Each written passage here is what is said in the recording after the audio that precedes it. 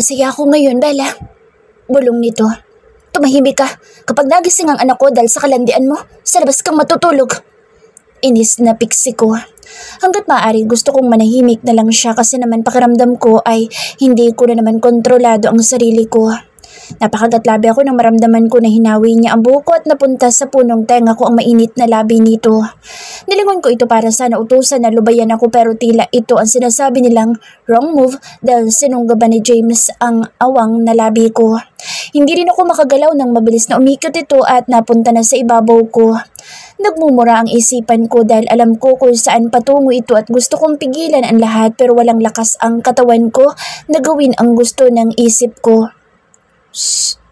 Bulong ni James nang kumawala sa labi ko ang ungol na hindi ko mapigilan matapos bumaba sa leeg ko ang labi nito at bigla na lang dumapo ang mga kamay niya sa dibdib ko. Stop! Wala sa sarili na utos ko. Mahirap nang magising si Bianca dahil hindi ko alam kung ano ang sasabihin ko kapag nagtanong ito. Bella, I can't. Kahit magalit ka, hindi ko sasayangin ang pagkakataon na kasama kita dito sa silid ko. Kung kinakailangan na ikulong kita dito, ay gagawin ko. Halos pabulong na sabi ni James nang mag-angat ng muka at titigan ang mga mata ko. Dahil ang awkward ng sitwasyon at posisyon namin ni James ay bumaling ako kay Bianca. Mukhang nakuha naman ito ni James kaya bumangon siya at umalis sa ibabaw ko. Mukhang gaya ko ay ayaw din niyang magising ang anak namin kaya bumaba ito sa gilid ng kama. Naginit ang mukha na pumikit ako kasi malinaw na nakikita ko na naman ang hulma ng buong katawan nito. Kung bakit ba naman kasi ayaw niyang magsuot ng damit. Kanina pa siya nakaligo pero kahit nagsuot ng boxer ay hindi niya ginawa. Nakahinga ako nang maluwag nang marinig ko na lumabas ito. Muntik nang may mangyari sa amin kung hindi lang naging malinaw ang isipan ko. Ang hirap labanan, lalo na at ngayon ay alam ko na hinahanap-hanap rin ang katawan ko ang bawat haplos ni James sa balat ko. Nagkunwari akong tulog at hindi gumagalaw kahit pa narinig ko na pumasok ito. Nakaramdam lamang ako kahit pa napakalakas ng kabog ng dibdib ko.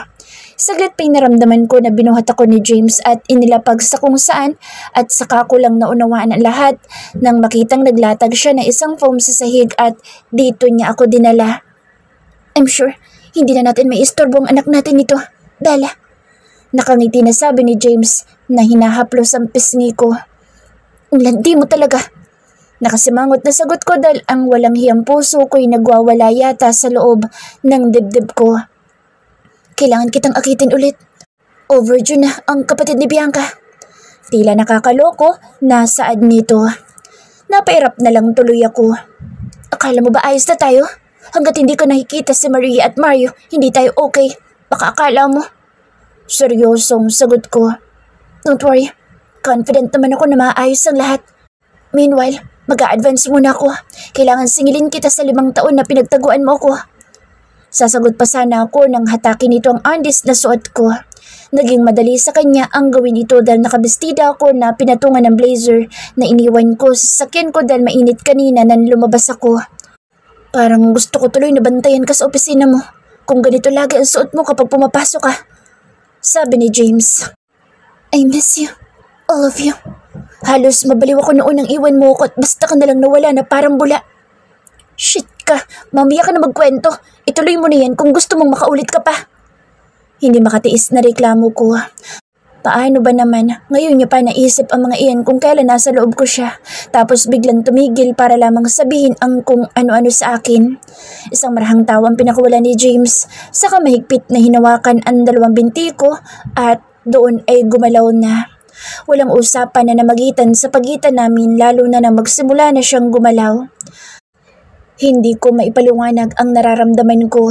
Paulit-ulit na dinadala niya ako sa sukdulan hanggang sa manginig ang katawan ko pero sumigi pa rin siya. Finally, akin ka na ulit, Bella. I love you. Mommy! Daddy! Wake up please! Narinig kong malakas na sabi ni Bianca habang panay ang tapik sa balikat ko. Yes, baby? Sagot agad ng ama na naunang nagising sa tabi ko. I need to pee. Nagmulat ako ng mata at inaantok na bumangon. Nakatulog pala akong katabi ni James matapos ipahiram sa akin ang damit nito at tumabis sa anak ko. Alright baby, come. Si daddy muna ang bahala sa'yo, okay? Pinanood ko lang ang dalawa dahil hinayaan ko si James na samahan si Bianca since siya ang nakakaalam ng pasikot-sikot dito sa bahay nila. Nakahinga ko ng maluwag matapos makitang niligpit na pala ni James ang foam na inilagay niya kanina sa sahig. Nawala na kasi ito sa isip ko dahil ang makatulog ang pinakagusto kong gawin dahil nanlalata ako at pagod na pagod ang pakiramdam ko, lalo na't hindi na kontento si James sa ilang ulit lamang. Talagang sinaid niya ang lakas ko kaya heto't nangihina ako ng husto at tinatamad na bumangon. Si Bianca, tanong ko agad kay James nang makitang pumasok dito sa silid ng mag-isa. Kasama ni Mommy. Nakangiti na sagot nito na tumabi sa akin at niyakap ako ng mahigpit. Kamusta ang pakiramdam mo? Tanong nito matapos marinig na tanging, lang ang isinagot ko. Tired? Pabulong na tanong nito. Pagod na pagod, kaya huwag ka muna lumandi, James. Ilang round ang ginawa mo kanina? Sabi ko, agad, dahil heto't panay na naman siyang halik sa balikat ko't pisil sa dibdib ko. Bukas ulit. Alam ko naman na pagod ka pa ngayon. Pilyo na sabi nito. Siya nga pala, ang sabi ko kay Mommy ay masamang pakiramdam mo, kaya hindi ka muna lumabas. Gusto ko niyang makita eh. Malambing na saad nito. Si Bianca, kailangan niyang kumain at magbihis. Alam mo naman na masala niyang batang yan. Kailangan naming umuwi ngayon. Sagot ko, hindi kami pwedeng matulog at magtagal dito. Alam ko na masaya ang anak ko pero kilala ko rin ang ugali nito. Mahirap na, baka mamaya ay panay na naman iyak nito dahil lamang sa hindi siya komportable. Nasaan ang damit ko? Tanong ko agad dahil hindi ko ito nakita. Nasa loob ng cabinet ko. Sandali kukunin ko. Matapos magbihis ay agad na lumabas ako ng silid ni James.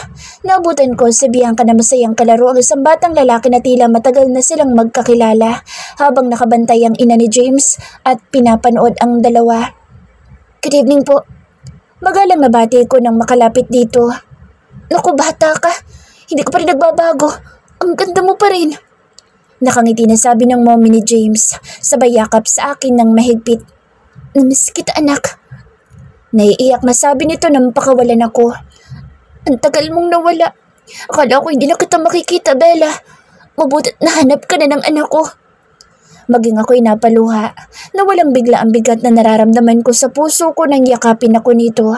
Pakiramdam ko'y nagkaroon ulit ako ng isang ina na masasandalan sa lahat ng panahon na nanghihina ako.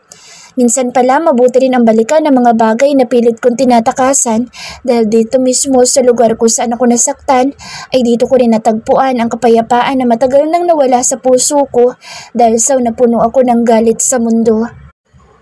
Kumain muna kayo, ipinaganda kita ng paborito mo. Masayang sabi ng mommy ni James habang hawak ang kamay ko. Lola mommy, pati ba siya dito kakain? Tanong ni Bianca. Oo apo, laging kumakain dito sa Gunner. Sagot ng matanda. Why? Wala ba silang food sa kanila? Tiningnan ko si Bianca para manahimik ito at itikom ang bibig pero ang pasaway na tatay nito ay tinawanan pang anak na akala mo ay maganda ang lumalabas sa bibig niya. Dito talaga kumakain sa Gunner minsan apo. Parang bahay na rin niya ito. Nakangiti na sagot ng mommy ni James.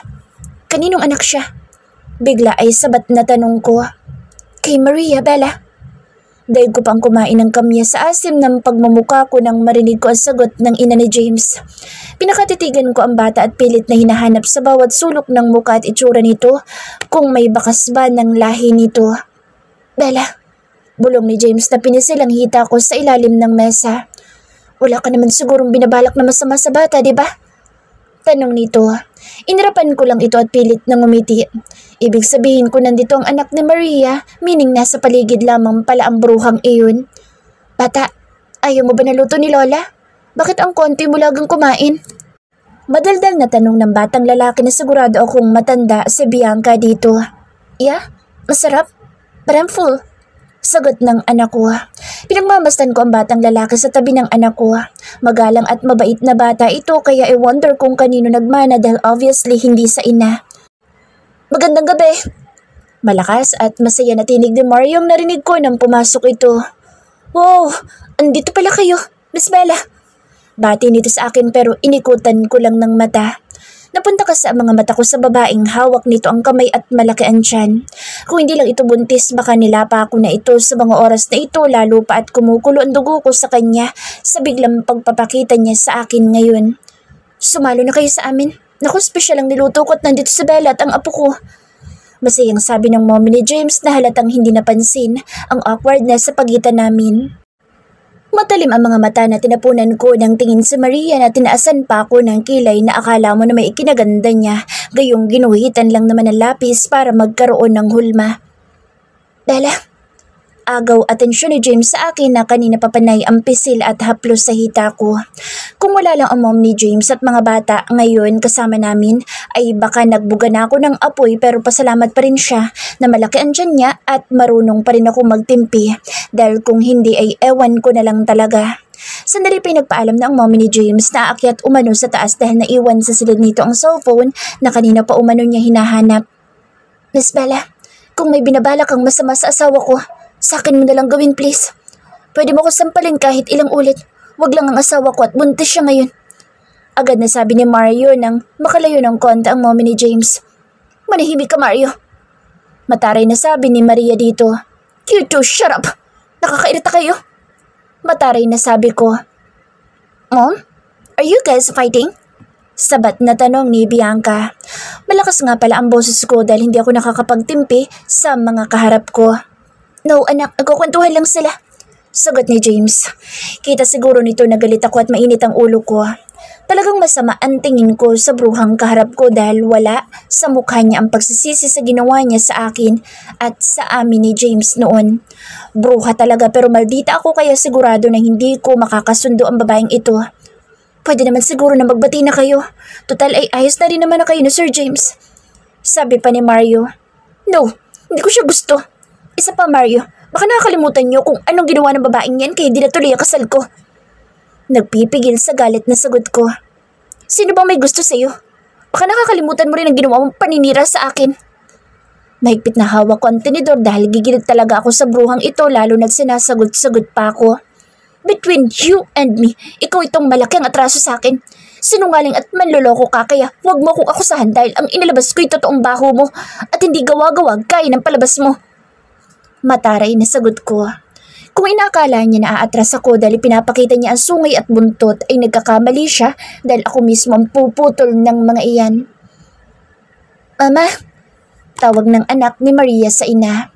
Siguro tulad ko inatauhan din ito na may mga bata kaming kasama kaya bahagyang natahimik ito at hindi na sumagot sa sinabi ko. Ayoko na makapag-away sa'yo. May mga anak na tayo sa kaisa pa. Nagkabalikan na naman na kayo. Bigla ay sabi ni Maria. Malakas na palakpak ni Mario ang narinig ko at sinabing mabait talaga ang bruhang asawa nito.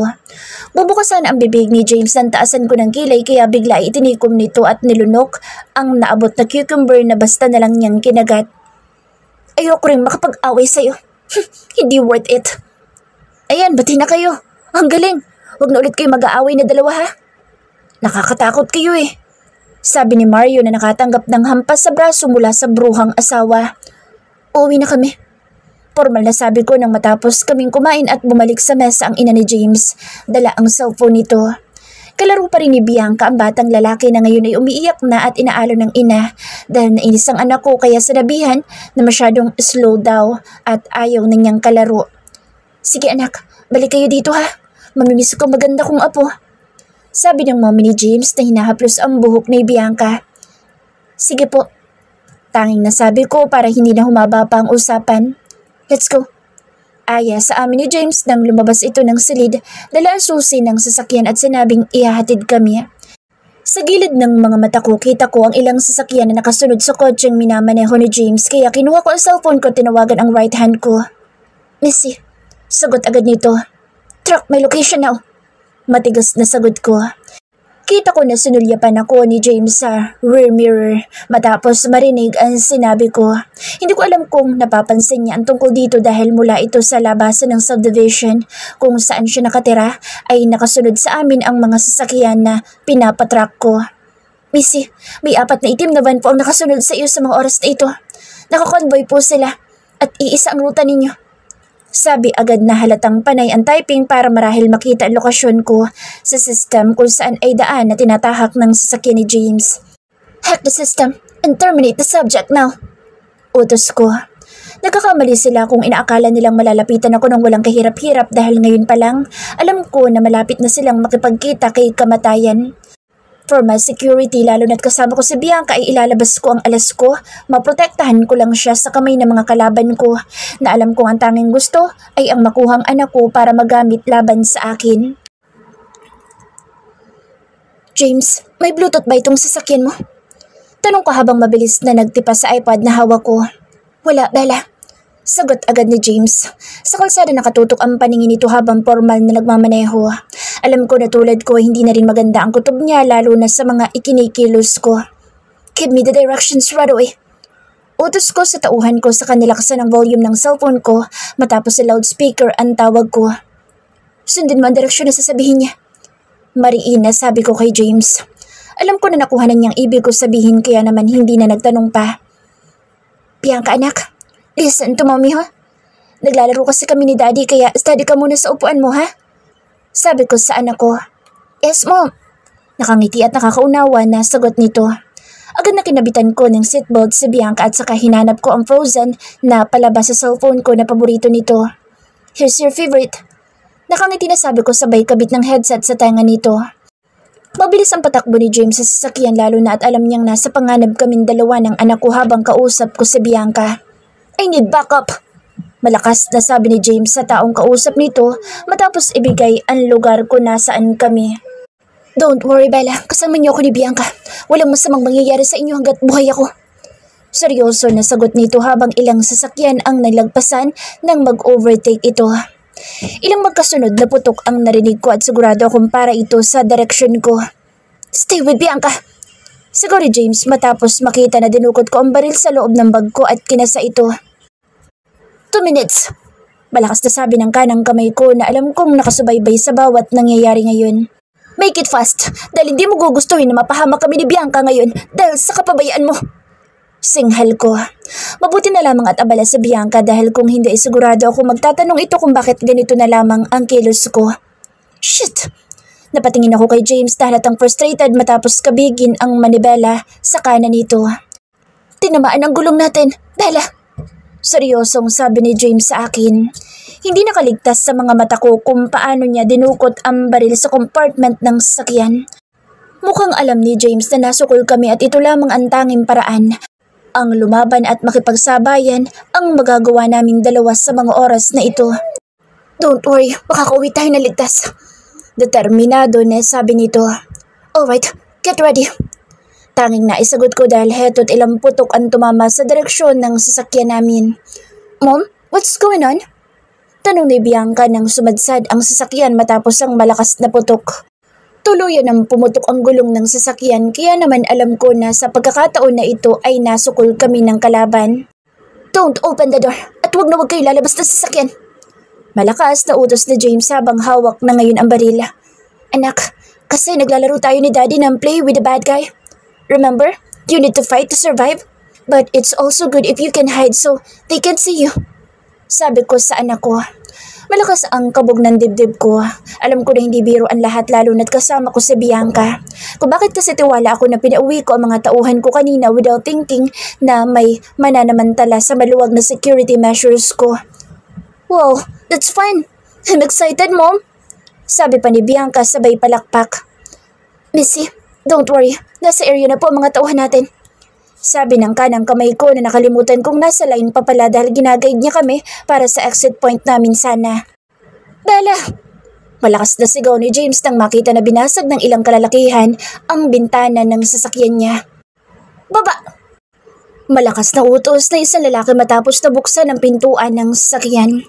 Tahimik na sumunod kami ni James na sinulyapan ako at nakuhang ibig niyang sabihin kaya walang kibo na sinunod ko ang gusto ng mga taong humarang sa amin. Nakatutok sa mga ulo namin ang baril habang hawak ko ng mahigpit ang kamay ni Bianca. Ipasok sa sasakyan ng mga iyan! Malakas na utos dito sa mga tauhan. Akmang lalapitan kami ng tauhan nito para hawakan ng malakas na sinipa ko sa pagitan ng hita ito. Sabay sunod-sunod na putok galing kay James na alam kong handa at naghihintay lamang ng tamang pagkakataon. I have to depend on myself kaya tulad ni James ay makikipagsabayan rin ako ng putukan. It's a closed and fast shot range. Bagay na hindi inaasahan ng mga humarang sa amin dahil heto't nagulat sila nang makitang parehong may hawak kaming baril ni James. Aray! Sigaw ni Bianca. Nilingon ko ang anak ko na pilit na hinahatak palayo sa akin ang animal na humarang sa amin habang hawak ko ang kamay nito. You monster! Sigaw ni Bianca sabay kagat sa kamay ng lalaking may hawak dito. Hindi ito nakapalag sa anak ko lalo na at mabilis na pinalo ko sa ulo nito ang baril na hawak ko. Kita ko na nakataas ang kamay ni James dahil isang lalaki ang nakapaligid dito at nakatutok ang baril sa ulo. Ibaba mong baril mo! Utos sa akin ng lalaki. For what? Nginisian ko lang ito sabay taas ng kilay. Sumunod ka na lang dahil kung hindi, tutuluyan ko itong kasama mo. Sigaw nito. Di tuluyan mo. Bahala ka na sa kanya. Besides, hindi ko naman siya kaano-ano. Kibit balikat na sagot ko. Sa gilid ng mga mata ko'y kita ko kung paano tiimbagang na dumako sa direksyon ko ang mga mata ni James na binaliwala ko. Malakas na putok ang sunod-sunod na narinig ko at ilan sa mga nakapalibot sa amin bumagsak na nang tamaan ang mga ito sa ulo. Kinabig ko sa Bianca pasiksik ang mukha sa bewang ko para hindi nito masaksihan ang karumal-dumal na pangyayari habang pareho kaming nakakubli sa likuran ng sasakyan kung saan pinagbababaril ng mga tauhan ko ang mga taong humarang sa amin. Missy, okay lang po ba kayo? Tanong ni Gabriel, ang isa sa team leader ko. Yes, linisin ninyo ang kalat dito. Tanging sabi ko sa kabinuhat na sa Bianca para ilayo sa lugar na ito. Daddy! Sigaw ng anak ko. Saka ko lang napagtanto ang nangyari. Nang bumagsak si James sa puan dibdib na tinamaan pala ng bala. Shit! Gabriel! Isakay niyo si Bianca sa sasakyan! Utos ko saka mabilis na ibinigay dito ang anak ko at nilapitan si James na buhat agad ng tauhan ko. Fast! Matindi ang kaba ko habang nakasunod ang mga mata kung paano ito sinakay sa isa sa mga sasakyan ko na maghahatid sa amin sa hideout ko. Mommy, akala ko ba laro lang iyan? Bakit pa sugad si Daddy? Tanong ni Bianca. Anak, kasi may bad guy na hindi sumunod sa rules ng game kaya ayan ang nangyari. Paliwanag ko. Next time huwag na tayo maglaro ng ganyan. Look, kawawa naman si Daddy. Tumango lang ako dahil wala akong lakas na magpaliwanag kay Bianca ngayon. Pakiramdam ko'y nanlamig ang buong katawan ko nang makita ko kung paano bumagsak at nawala ng malay si James kanina. Sanay ako makakita ng duguan at nag-aagaw buhay na tao sa harap ko pero ibang epekto sa akin nang makita ko na si James mismo ang sangkot at ngayon ay walang malay. Alam ko na naiintindihan niya kung bakit ganoon ang sinabi ko kanina dahil kailangan gawin ko iyon para sa kaligtasan namin mag-ina ni Bianca. Gagamitin si James laban sa akin ng mga ito kapag ipinakita ko kung gaano siya kahalaga sa akin. Kapag ginawa ko iyon, paano si Bianca kung hawak na rin ako sa leeg ng mga kalaban ko? Pakiramdam ko napakatagal ng oras na lumipas habang hinihintay kong lumabas ang doktor na nag-opera kay James dito sa safe house ko. May sarili at magaling na doktor akong tauhan dito, bagay na alam kong gagawin nila ang lahat para iligtas si James. Ligtas siya dito dahil walang mangangahas na pasukin ang teritoryo ko at dito muna kami ni Bianca dahil dito katumbas ng kaligtasan namin ng anak ko ang buhay ng mga tauhan ko. Missy X. Bati agad sa akin ng doktor na lumabas mula sa operating room. How is he? Agad na tanong ko. Pakiramdam ko kasi kanina pa ako hindi makahinga ng maayos habang hinihintay ang resulta ng operasyon kay James. He's safe now, Missy. Pero maselan pa rin po ang kondisyon niya. Let's pray for the best. Seryoso na sagot ng doktor na kaharap ko. Thank you. That's a relief. Mahinang sabi ko. Nag-angat naman ang paningin ang doktor sa harap ko dahil hindi marahil makapaniwala sa narinig na sinabi ko. Kung sa bagay kahit kailan ay hindi ako nagpasalamat sa kahit na kanino o isa man sa kanila dito. Siguro ngay nagbago na ako dahil naramdaman ko na malaki na ang pagbabago sa akin sa mga oras na ito dahil matinding pag-aalala ang nasa puso't isipan ko para sa taong alam kong itinaya ang sariling buhay para sa kaligtasan namin ng anak ko. Lumipas na ang 24 hours na wala pa ring malay si James. Mahigpit na hawak ko ang kamay nito habang pinagmamasdan ko ang mukha niya. Para lang siyang natutulog ng mahimbing na tila hindi alintana ang sakit at tama ng bala na muntik ng kumitil sa buhay nito. Mommy? Tawag ng anak ko na nakapasok na pala dito sa silid nang hindi ko namamalayan. Hindi ko alam kung paano sasagutin ang tanong ng anak ko kung bakit ang tagal umanong magising ng daddy niya at kung kailan ito gigising talaga. Nakailang balik na kasi siya dito kaya heto daig pa niya ang pulis kung mag-imbestiga. Magigising din si daddy, don't worry.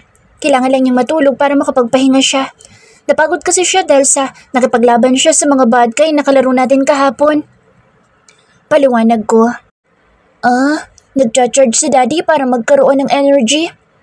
Nakakaunawa na sagot ng anak ko. Sa simpleng paliwanag ay nakuha ito ng anak ko. Ganito kasi ang alam niya, base na rin sa mga cartoon character na napanood niya sa palabas. Sige na Bianca, matulog ka na. Dito muna sa mommy ha. Sabi ko sa anak ko na agad naman sumunod sa utos ko. Dala ng pagod at stress ay nakatulog ako sa gilid ng kama ni James habang nakaupo sa swivel chair. Nagising na lang ako nang maramdaman ko na may banayad na humahaplos sa buhok ko kaya nag-angat ako ng paningin at nakita ko na nakatunghay pala si James sa akin. God, great. Gising ka na. Emosyonal na bulalas ko. Tinamaan lang ako pero buhay ako. Nakangiti na sagot nito. Napasimangot ako. Nagagawa pa niyang magsalita ng ganito gayong kulang nala'y maputol ang hininga ko sa takot at pag-aalala habang hinihintay na magkamalay siya. Bakit ka ba kasi tinamaan ng bala? Kita mo na nga na marami sila, sumigi ka pa. Hindi ka talaga nag-iisip eh. Sermon ko dito. Pwede naman kasi siyang tumakbo sa direksyon namin nang makita na dumating na ang backup at rescue na tinawagan ko pero hindi niya ginawa nang tumakbo ko hawak si Bianca ng mahigpit para magtago sa likod ng sasakyan. Kapag sumunod ako sa inyo, higit na mapapahama kayo ni Bianca. Nasa atin ang atensyon ng kalaban kaya mabuti na naiwan ako para hindi kayo masundan. Paliwanag nito. Tumulo ang luha na matagal ko nang pinipigilan. Alam ko na ginawa niya ito para sa amin ng anak ko. Dahil tulad niya, kung sakaling maulit man ang pangyayari na iyo gagawin ko rin ang tulad ng ginawa niya, mas siguro lang naligtas si Bianca. Sandali, ikukuha kita ng makakain. Bigla ay sabi ko. Tubig na lang please. May hinampakiusap nito. Walang kahit na anong reklamo na ginawa ko ang gusto niya kaya naman masaya ako na pagsilbihan siya. Dahil ito lamang alam kong kaya kong gawin sa ngayon para pasalamatan siya sa ginawa niyang pagliligtas sa amin ni Bianca. Mabilis na lumipas ang 1 linggo. Maayos at ligtas na si James. Humingi siya ng emergency leave matapos ipaalam sa superior niya ang nangyari. Kaya nanatili siyang dito sa bahay ko nakatira sa ngayon. Kumusta ang lakad mo? Tanong ni James sa akin nang maupo ako sa sofa. Isang malalim na buntong hininga ang pinakawalan ko bago sinagot ang tanong nito. Negative. Maikling sagot ko. Alam kasi niyang nag-iimbestiga ako ng palihim matapos na hindi ko maitago dito ang ginawa ko nang minsan na nahuli akong may kausap na tauhan sa cellphone ko. Pinaimbestigahan ko na nangyari, Bella. Don't stress yourself too much. Lumalabas kasi na ako ang target talaga at hindi ikaw. Sagot ni James pero umiling ako. Hindi ganoon ang nakikita ko, James. Hanggat may banta sa buhay natin dalawa at ni Bianca, hindi ko ito pwede ipagpawalang bahala. Seryoso na sagot ko. Hinawakan nito ang kamay ko at marahang pinisil. Hanggat nasa serbisyo ako at pinamumunuan mo ang organisasyon na hawak mo, imposible na walang banta sa mga buhay natin at ni Bianca, Bella. Mahinahon na sabi ni James. Tama siya dahil hindi ako naniniwala na siya lamang ang target ng mga taong tumambang sa amin. Sanay ako sa ganito laro ng kalaban ko, James. Obviously, ginagawa nito ito para mapunta at i-divert ang investigasyon sa'yo. Isang malalim na buntong hininga ang pinakawalan nito, saka ako kinabig pasandal sa balikat niya dahilan para muli ay magrambulan ng tibok ng puso ko, dulot ng malakas na kabog ng dibdib ko. Sugat mo, James, baka bumuka at mapuwersa iyan. Paalala ko. It's okay. I know my limit. Napapikit na lamang ako nang halikan ako nito sa buhok matapos sabihin iyon. I miss you.